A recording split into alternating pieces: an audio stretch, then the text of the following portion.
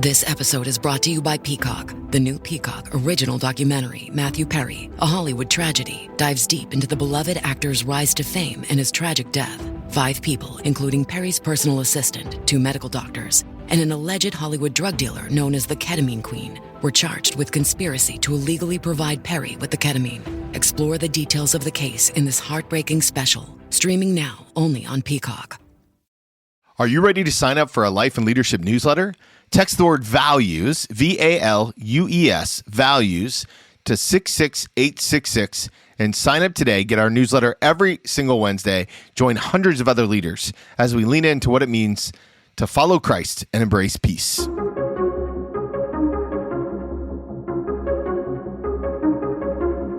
Welcome back to the Follow to Lead podcast, a Christian leaders podcast powered by Greg Fay Insurance. If you haven't talked to my man Greg Fay, do so today. Go to gregfayinsurance.com.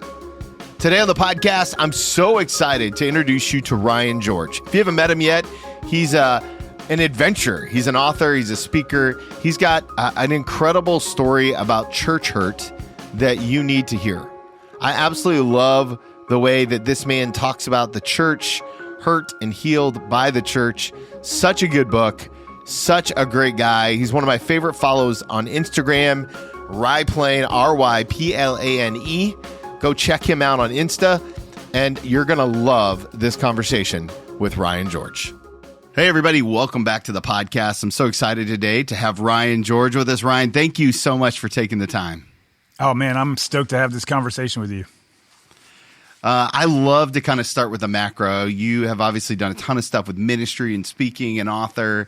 And so from a big picture perspective, how would you describe the calling that God has placed on your life? Yeah, so I really like to connect for people the idea of faith and adventure, to call them into adventure.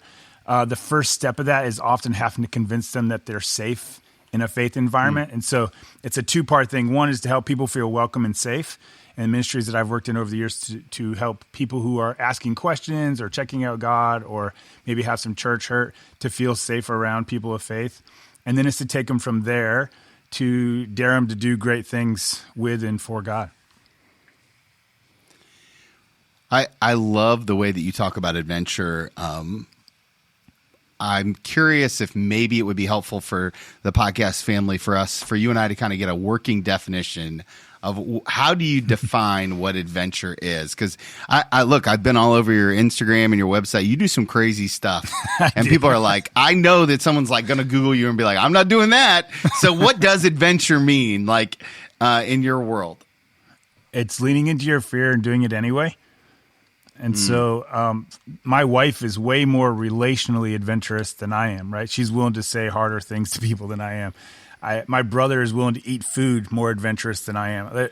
There's all different. I know people who are vocationally more adventurous. I come from a line of entrepreneurs. I have one of my cousins was worth like $50 million by the age of 28 because of 4.coms he started. I just don't have that type of adventure in me. So what I like to do is call out the adventure in all of us. We all have something in the back of our head that we would love to know what that feels like, but we're too scared to try. And that could be faith. It could be academic. It could be any number of things. And so my pastor, one of my pastors, was a former wilderness guide, and he was trained to take people into the wilderness and get them to try rock climbing for the first time or whitewater paddling or ice climbing. And then when they would get done, he would leave them with a journal and a pencil and say, okay, what is something back home that you thought I can't or I would never, that you're scared of, that now you know that's an arbitrary line? What are you going to do when you go home now that you know that this is all arbitrary?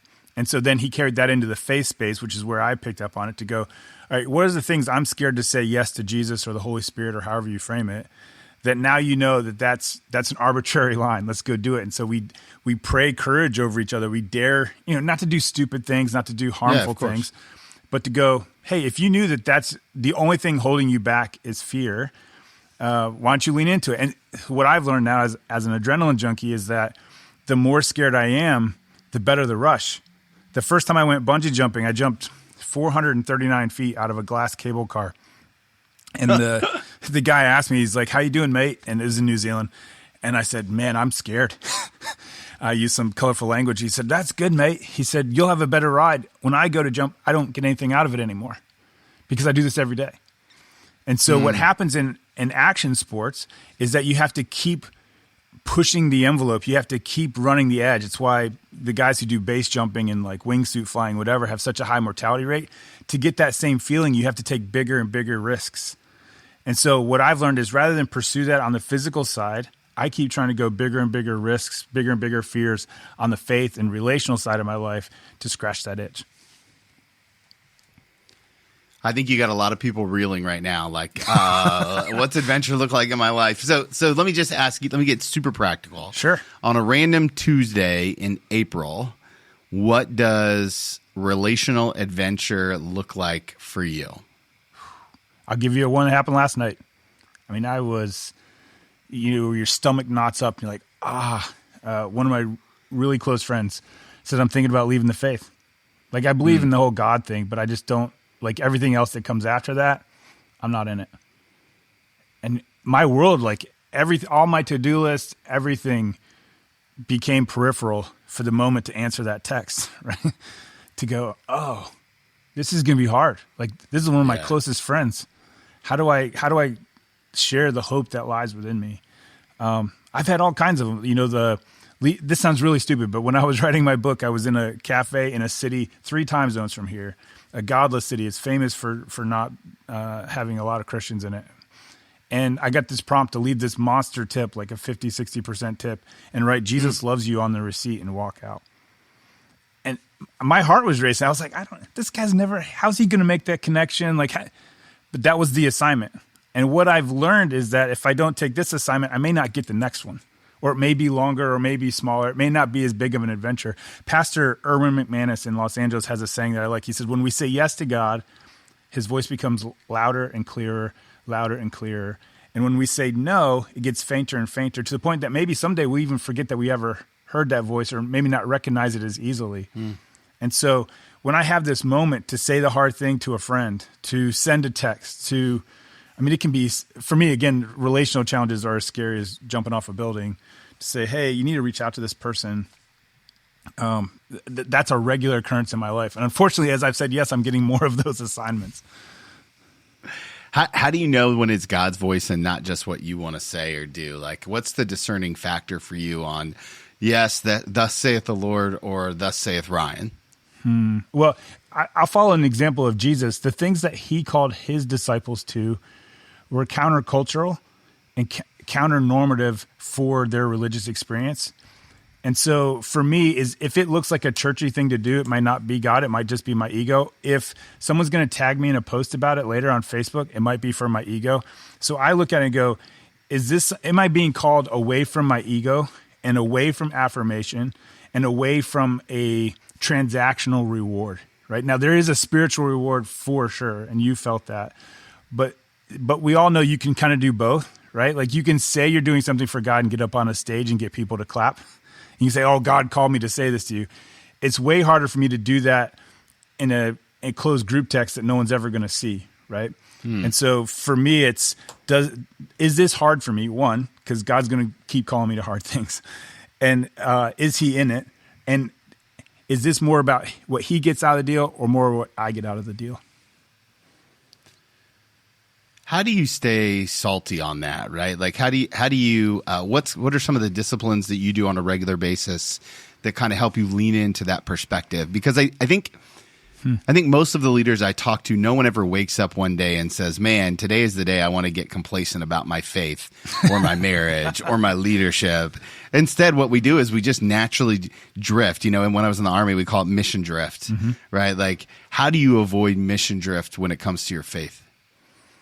Well, accountability is a big part. So I'm in a Bible study every Wednesday night with a group of guys. We sit outside. So my primary spiritual pathway is nature. So most of my prayers happen outside. Most of my spiritual community actually happens outside.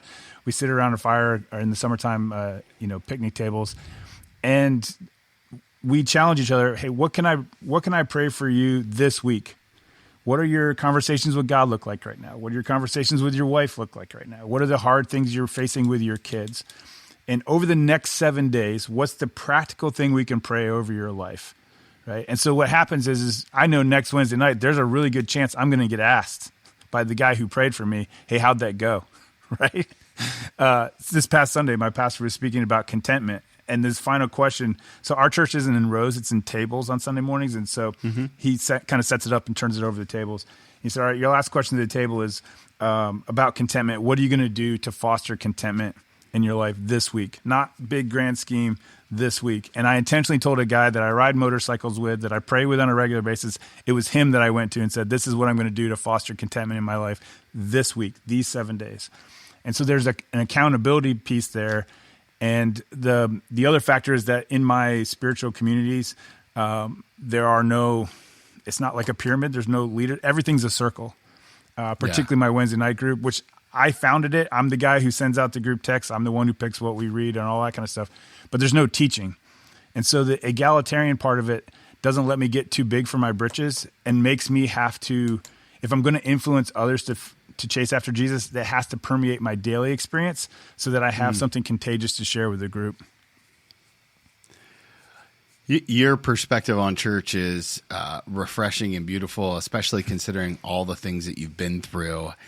In your latest piece of writing, Hurt and Healed by the Church, you start with talking about the independent fundamental Baptist church that you were kind of a part of, and the cult, and just your father's role and all that. I'm kind of hopeful if you could give us a background, kind of the genesis story of how that came to be.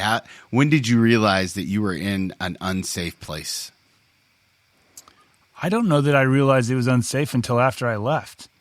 Right? Like I didn't know it until I felt a safe place. Does that make sense? Like you go, oh, what I had before wasn't safe.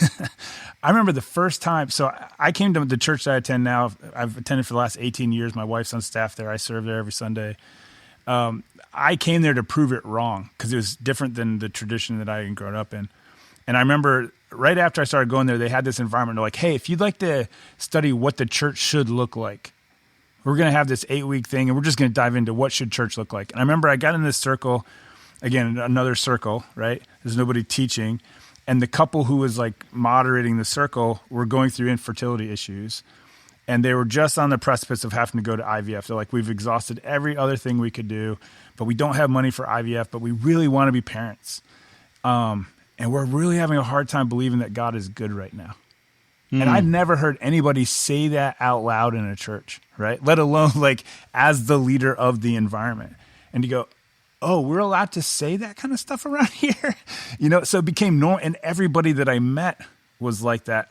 We have a policy on our teaching team. So we have men and women that meet during the week to determine what gets said on stage. But who they determine says the thing on stage is based on who has wrestled with that the most. So 3 weeks ago, we did a talk, a discussion on what does it look like to be a non-anxious presence in an anxious world?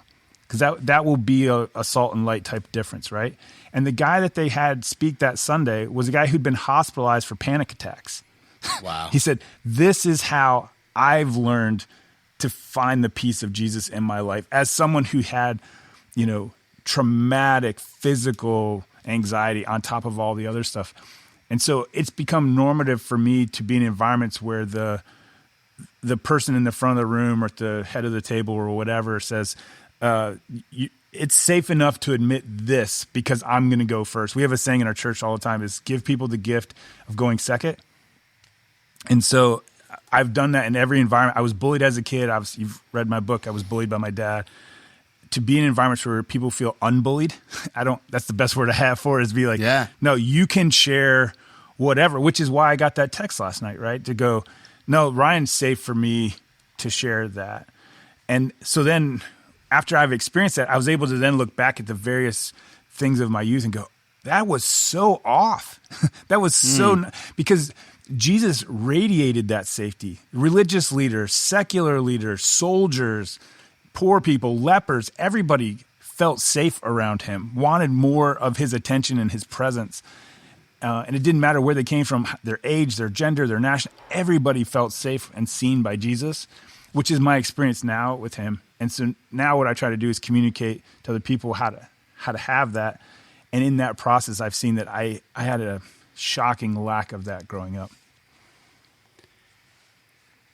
Having an abusive father really impacts the way that you see the world, particularly impacts the way that you see God, the Father. Talk to us a little bit about that process. I imagine that there's somebody listening right now who really struggles with their dad, if not hates, right? Like there's a leader out there and he or she is like, I just can't with my dad. Every time I talk to him, he's not there. He's just, he's painful. Can you talk us through that reconciliation process in your life in terms of how you got good with God? Yeah. So I would say based on the different sermons I've heard online that a lot of pastors struggle with that, to be first. I can't remember who the psychologist was. It's a Christian psychologist. It's working on a theory. I think it's going to become a book eventually. But he or she, I heard on a podcast, and they were talking about you can tell what wounds, family wounds a Christian has by who they pray to. So if you've ever been in a circle and you hear someone pray to the Father all the time, well, they probably had a really good experience with their dad. If they pray to Jesus all the time, well, they probably got some wounds from their dad, right? So one of the things I noticed is all the time I was talking to Jesus. And when I heard that, it was like a nickel drop. I was like, oh, I got some stuff I need to work on here.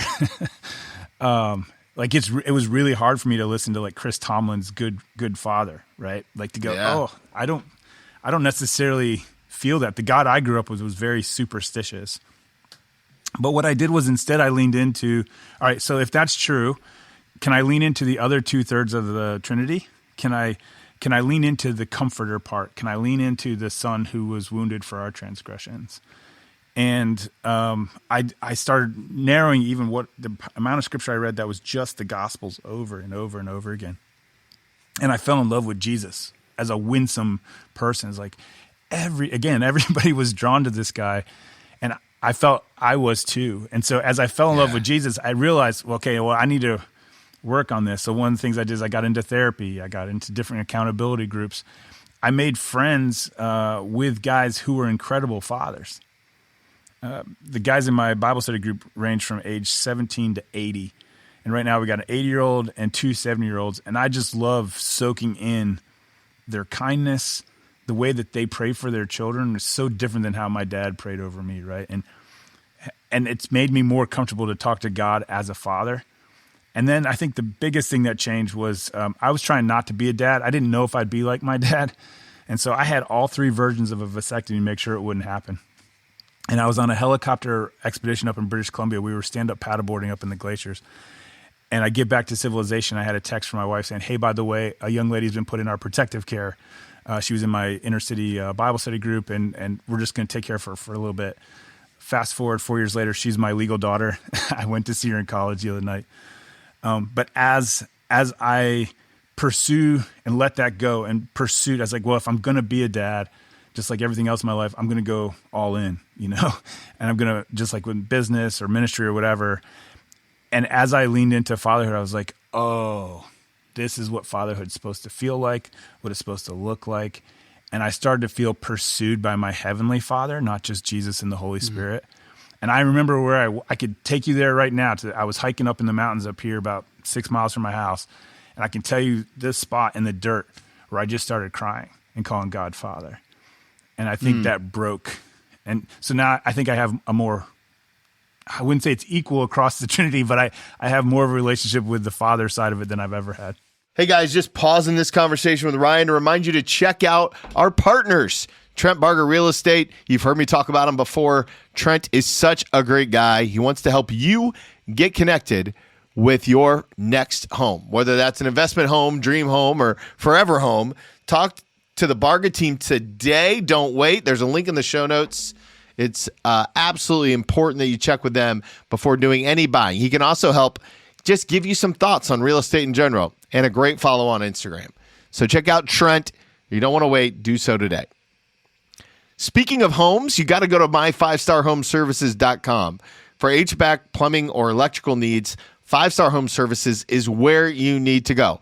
Don't wait until the heat of summer to get your HVAC inspected. Do so today. Go to my5starhomeservices.com.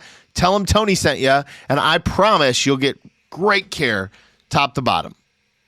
Now, let's finish up this conversation with Ryan.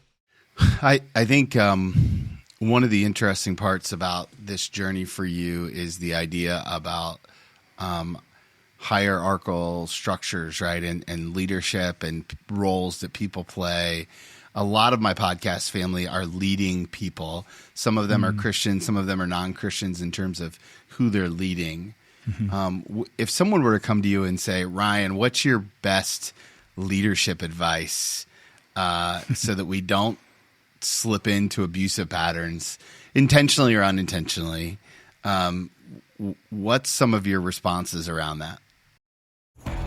This episode is brought to you by Honda. Introducing the all-new, all-terrain Honda Passport Trail Sport, the most off-road capable Honda Passport Honda has ever dreamt up. The Passport features increased ground clearance, roof rails on all trims, and available specially developed all-terrain tires. And you'll stay comfortable with tri-zone climate control and available features like heated and ventilated front seats and a panoramic moonroof. Learn more at honda.com/passport. I would try to pursue the reputation of a good listener, because if you're a good listener and you can make people feel safe, it's less likely that you're going to abuse that person. Now, you can abuse anything. You can take advantage of any relational opportunity. But I remember there's so much insecurity built up in me. One of the reasons I went around to all 7 continents in both polar circles, jumping off of everything, was to try to prove to the world that I was worthy and that I was interesting. I thought if I was interesting enough, people would want me in their circles. But what I've learned over time through counseling, through reading, whatever, is that what makes people invite me into their circles is if I'm interested in them, right? When they know their story matters and it's important, that I'm not there just to share my brand, that I'm not on social media just to share my story, that I am there to take them in, to hear it. Now, sometimes I'll tell you it's super hard because some people are boring and some people are annoying. And but the pastors in my life, the mentors in my life who were compassionate listeners, man, the impact then when they would just ask us simple questions like, so what does that mean for you and God then? I could wrestle with bigger things because, again, I felt seen and heard and welcomed into that space. And so if you are known as a good listener, a good making space for people, letting people feel seen, I think you go a long ways. It pushes you further and further away from the abusive end of the spectrum. Jumping back into your story, how did you know when it was time to leave? Right, you mentioned that you didn't know it was safe, but obviously there was a catalyst kind of event there that that caused you to leave. I'm wondering if you can share a little bit of that with us. What prompted movement? So it was a 2-parter, and they both have to do with my wife. So I can tell you that story. I believe I have permission for all of this. We were out in Indiana. That's where I moved right after college, took my first job. And I had moved her into a church just like the one I grew up in. And my wife did not grow up in that at all. And spiritually, like, her battery level was just dropping. There weren't people her age. The messaging coming from the front of the room was just not good. And so when I started my business out here in Virginia, we moved out here. I said, I tell you what, I owe you one. I'll let you pick the church. Well, my wife had grown up in Bolivia. She's a translator. She takes groups down to different South American countries, missions organizations, et cetera. And so she picked a Spanish-speaking church. She was on the worship team, singing in Spanish, whatever. My Spanish is horrible. So after 2-3 years of that, I said, babe, my battery now is off. Like, I could feel I'm swearing more. I'm not, like, I'm telling dirtier jokes. Like, there was just, the barometer was off. And she's like, all right, well, why don't you find a church? Because the Latin church meets later in the day because of the culture. Find a church that has an early service to start going there. And that was the one that I've been going to for 18 years. After a month of me going there, she came to that church because, like, everyone saw the difference in me. I had friends that moved from other states that moved into our area. They're like, Ryan, you're a different person than you were a year ago. And it's just because both me and my wife got to a spot where we were both in a church that was, filling our cup or recharging our batteries or what have you. But my wife's boldness to say, hey, what we're hearing is not good. It's not healthy. She likes to speak truth to power. And our first date, I asked her, I said, if you came with a warning label, what would it be? And she said, be real with me and everything will be okay with you. And she's proven that to be true. Like, even when truth is hard to say to her, she welcomes that, and she'd much rather me say the hard thing than to not say anything for 6 weeks and then bring it up later, And so that became normative. The only tattoo she had for like 10, 12 years was the Japanese symbol for truth.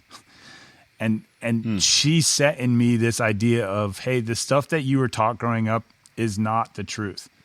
And she didn't tell me what was. She just said, I think you need to explore that. And I have. And I've been in relationships with other explorers. And she's a voracious reader, and that became contagious. Now I'm taking in a bunch of books. And so I'm a naturally curious person, but I wasn't curious about my faith until after we got married and moved away from fundamentalism. And still to this day, my wife and I don't agree on everything on a theological perspective, but we both respect each other's curiosity, and we fan the flames of that curiosity. I'm always curious when I hear somebody who married somebody who's outside of their normal realm of existence, right? Because, growing up, you were in this kind of cocoon environment where it was very different. How did you and your wife meet? How did you know, she was it? Give me the love story, spare no detail. Well, so her parents were missionaries and didn't have money to, send her to a big name school. And they didn't have a home back here in the States where she could stay in the summertime. So they sent her to the college that I went to, which was a fundamentalist college, because they had a program there where you could live year round. They had a lot of international students. And so she went from a non-fundamentalism type, still conservative faith, but very different from what I grew up in. And then she was stuck in this place for 4 years and worked there year round until we got married. And so just normal dating, she chafed under it. I chafed under it too, but for different reasons. She chafed under it from this isn't right. And I chafed under it because I'm just tired of this, is more of a wearing down type thing. So, I just decided there's something different about this girl, and I'm going to put a ring on it. And I worked at a summer camp one summer, and we had a bunch of pretty young college co-eds, and I flirted. I wasn't wearing a ring yet. My wife, or now my wife, but she and I were only dating for a few months. And at the end of the summer, I was like, you know what? Now I think I have the real deal back home or back at school, And so I came home, saved up, got a ring, and put a ring on it. And then we were very fortunate when we moved to Indiana because we had no family there really. I had some extended family about a half hour away, but we didn't have a lot of the trappings that a lot of other couples had. We didn't have either set of parents nearby. We didn't have a pre-existing friend group. And so it forced us into this extreme focus on our marriage because we were all each other had for 2 years for the most part. And that built a really good foundation to where we knew each other inside. We didn't even have a TV the first year. Part of that was the fundamentalism I was growing up in.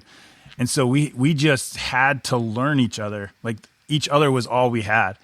And then what was cool is when we moved out here to Virginia, we both have very different friend groups. There's some Venn diagram overlap, obviously, but like her community and my community are two very, very different communities. Nobody in her group uses the word dude, and everybody in mine does, But yeah, so it created this base layer if we actually knew each other really, really well. And so then as I was changing in my faith and as she was changing in her faith, we trusted the underlying foundation underneath that to go, hey, even though you're changing, and I may not be comfortable with all the changes, I love the you underneath because that's all I had, when we started.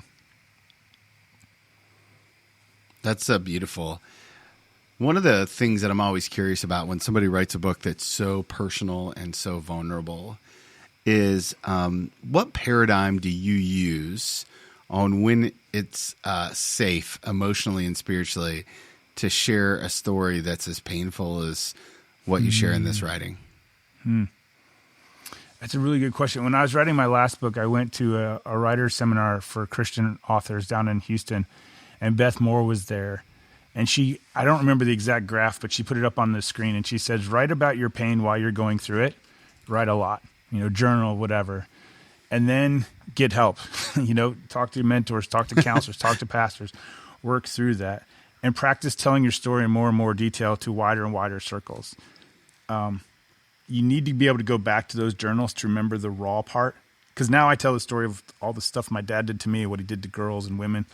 And it can be a whole lot easier for me than it is the other side of the screen or the other side of the conversation. So I have to put myself back in those original journal entries from however many years ago. But she said, once you get healthy, tell the story because there are other people with your story. And if you can tell it without an agenda, right? If you're not trying to get your pound of flesh, like if you're on a healthier spot. This past Sunday, I was talking to one of my buddies, very much abused by his father growing up. And he said, you know what? People who are recovered and who are healthy don't have to tell you that they are. The people who tell you I'm recovered probably aren't yet. And so once you get to a spot where you feel internally and you're getting affirmation from other, so people were coming up to me and saying, Ryan, you've changed so much. Some of my closest friends said, Ryan, you used to be like this, but now you're like this. My sister said, Ryan, you used to be the most, like she was honest about it. She's like, 5 years ago, you were like this. This was the trajectory of your life, and it isn't now. My wife used to say, you're just like your dad, which was like the worst thing she could say. And 5 years ago, she told me, she's like, Ryan, you are nothing like your dad. Praise and so God, yeah. when I got to those kind of places and realizations, whether in a counselor's office or a pastor or whatever, I went, I think I'm ready to tell this story in a way that'll give other people, again, that feeling of safety to tell their own story, whether that's remotely through a reader or, in a Zoom call or what have you. And part of it was one of my dad's victims has a 2-hour-long YouTube interview detailing all the things he did to her. And so the story went public on its own. Like my dad, I learned on a podcast that my dad was a serial predator, right? And went, oh, well, now this story's out. Can I tell the redemptive side of it? Can I talk about what can happen on the other side of that pain? We don't hear a lot of biographies from the children of people in the news or the wife of people in the news. But Jesus has redeemed all of that pain in beautiful ways in my life and in the lives around me. Can I encourage people? Because that book's not out there. Like the amount of podcasts that I'm on right now from deconstructionists, people who are walking away and throwing it all away, including former pastors. I was on a podcast a couple weeks ago, and it was a former seminary professor who's completely walked away from church and God and everything else. That's what people expect after those kind of stories. And Jesus has done something very different in my life. And if I don't share it with people, I'm not allowing the redemption to reach its full arc, its full potential. When you think about fundamentalism today, obviously you've done so much work. You've done a lot of healing. You've been through the ringer on so much of it. How would you describe your relationship to fundamentalism, and maybe even more importantly than that, to someone who still calls that their church home? There's greater and greater distance personally for me from what I believe and experience and express with God now than what I used to. And that distance is only getting further and further apart. That is the model of the book, right? That is the way that I built the book. It says, unsaved churches used to tell me this or show me this or teach me this, but Jesus. And this is what I've learned about that since. And I do that over and over and over. Right. Every chapter starts that way in the book. As far as people in it, I've been recently asked, like, can you convince somebody that they're in a cult? Can you convince somebody intellectually that what they believe is harmful or unsafe? And I have not. I have family members who are still in. My parents are still in. I have extended family members who are, and there is no debating someone out of a cult. That's not how cults work. For the family members who've gotten out, my friends who've gotten out, the way out is through love. Do they feel safe, right? So many cults say, hey, you got to be scared of what's out there. And if you look out there, we're going to shun you to where you're forced out there. It's a binary choice. And the stories of shunning in cults, especially IFB churches, is just horrific. So if you're someone standing on the other side of that glass wall, or however you want to describe it, with open arms, saying, when you get over here, give me a hug. Let's go on vacation. And so I've taken former fundamentalists on vacation. I'll take him hiking. I'll take him camping. We'll go out, wherever. And you let them feel safe. And you don't start with, hey, what you believe is wrong.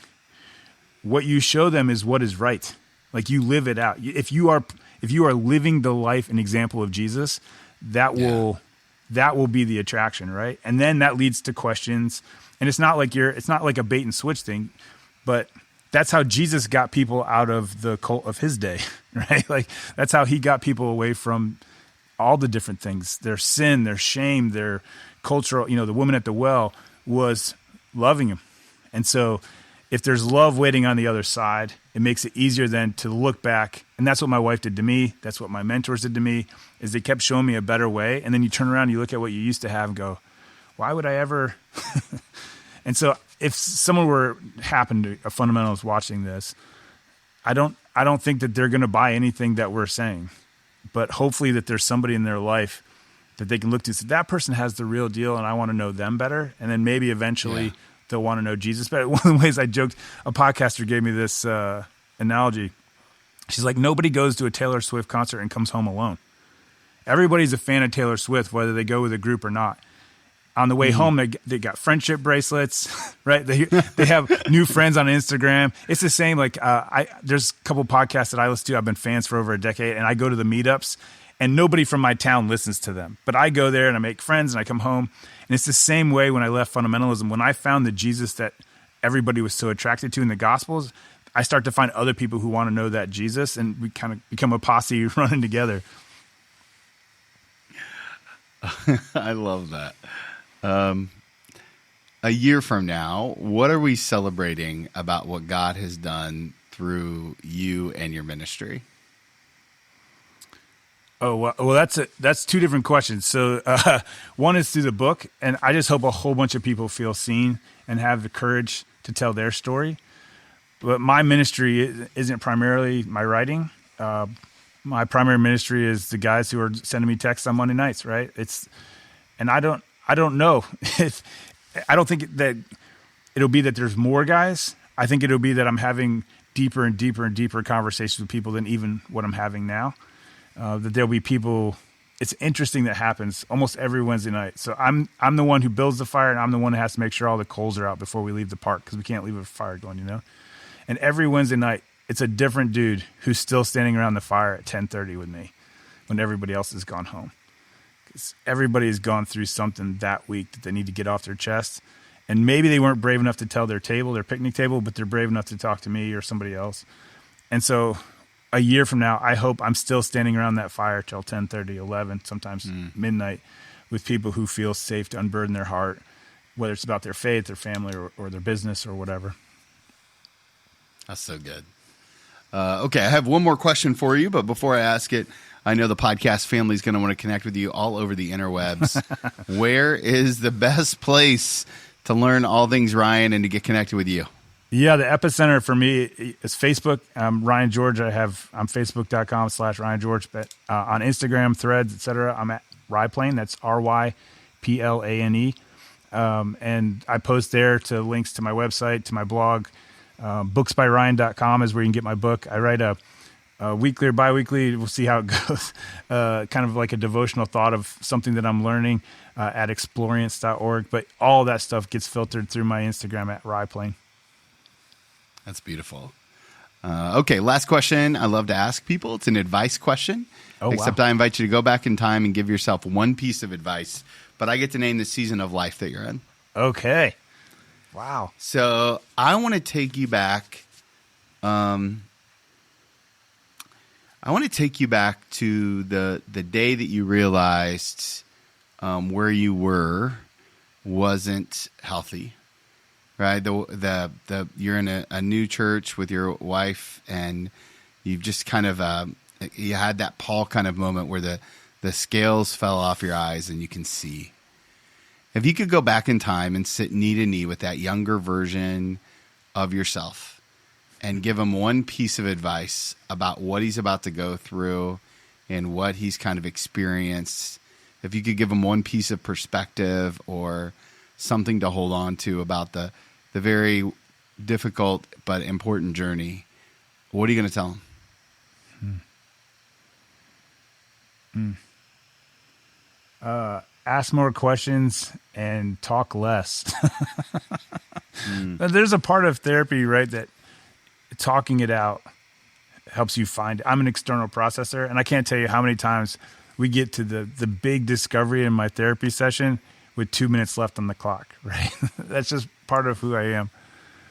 But man, what I have learned over the last year of asking someone a question and then just shutting up and letting them go, this past Sunday, there's a guy here locally I've started to become friends with. He runs the Harley Davidson dealership. I'm not a Harley guy. He looks like what you're thinking a Harley guy should look like, right? And he was talking to me about his recovery journey. And I didn't have the same recovery journey as him. And I just kept asking him questions. And man, the truth bombs. I said, can you say that again? Because I want to try to burn that into my memory so I can put it in my journal tonight when I journal. He's like, yeah, let me just say it again. And there was so much wisdom I missed because as I was learning new things about God, I thought I was constantly an expert. Right? I thought, oh, now that I have this new realization, I know better than all those people. And then a year later, it's like, well, now that I know this, I'm better than the old me and all those people. Like, and to just go, no, man, you don't have it figured out. And I still don't. I'm 46. I still don't have it all figured out. But I'm learning now to ask questions more and to sit back and listen more. That's so beautiful. Ryan, I just deeply appreciate your vulnerability, and I'm so thankful for your generosity of time today. If there's anything I can do to walk alongside you in future or whenever, just don't hesitate to let me know. Oh, thanks, man. That's very generous. Man, what a great conversation. What a great guy. He's an awesome follow on Instagram. You're going to love his pictures, his heart. I love the sense of community that he has. Just so much fun learning more and more about his story. Hurt and Healed by the Church. Pick up your copy today. Follow him on Instagram. Let him know you heard him here on the podcast. Every time you do that, it goes such a long way to help spread the message, what God is doing through this platform. Well, that's it for me today, guys. Super thankful for you. Be sure to hit that subscribe button wherever you listen to podcasts. And remember, guys, if you want to follow Jesus, you must be willing to move.